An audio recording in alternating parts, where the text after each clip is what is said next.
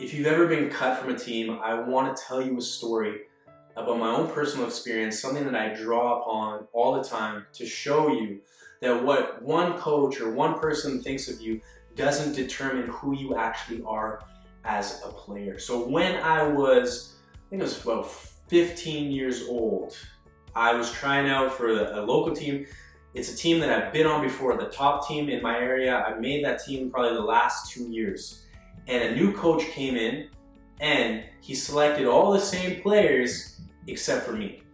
Okay, I got moved to the B team. So at first that was very hard for me to take. It was very depressing. I remember actually getting a call. My dad called me up and said, guess what? You're on the second tier team. You got cut from the first team. And at the time I was mentally weak. I remember crying to myself, okay, saying, what has happened here? How could he overlook me? Now, looking back, I probably just didn't prove myself in that situation. I thought I was safe because I had always been on the team. Now, the story I want to get into here is what I did after I got cut from that team. I was forced to play on the B team, and I was forced to play with younger players. But I got so motivated, I got a bit angry, and I used that anger and frustration as motivation, and I put it into my training. Okay, that season we went on and we played the higher level team. We were in the same league as them. I was playing with younger players. I was the captain of that team. I led that team. We played against the older team, all my old teammates, the team that I used to be on, and we beat them 2 times that season. On top of that, I ended up getting selected for the provincial team. So that's the best players in the region, not just our city.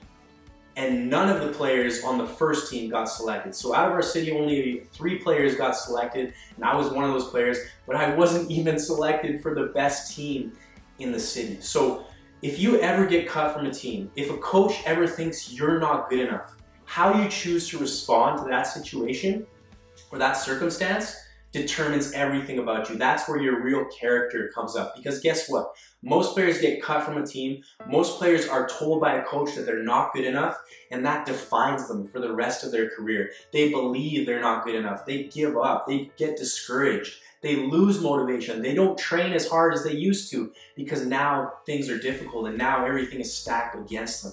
So how do you respond when you get cut from a team, when you fail in a situation, when you lose a game, when you get benched, when someone tells you you suck, when the coach tells you you're not good enough? How do you take that information and how do you use it to your advantage? Losers get discouraged by failure. Winners get motivated. Are you a loser or are you a winner? How are you going to come back from this big setback? Are you going to use it and use it to your advantage to come back stronger than you ever were before? Are you going to prove those people wrong?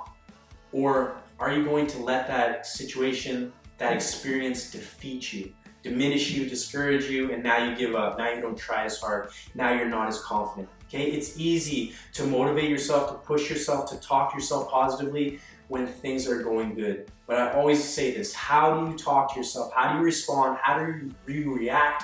How do you train? How do you live when things are going bad? Do you give up? Do you sit on the couch? Do you waste time? Do you waste your potential? Or do you use that negative experience to your advantage? Does it motivate you? Does it get you a little pissed off, a little angry? Do you want to prove those people wrong?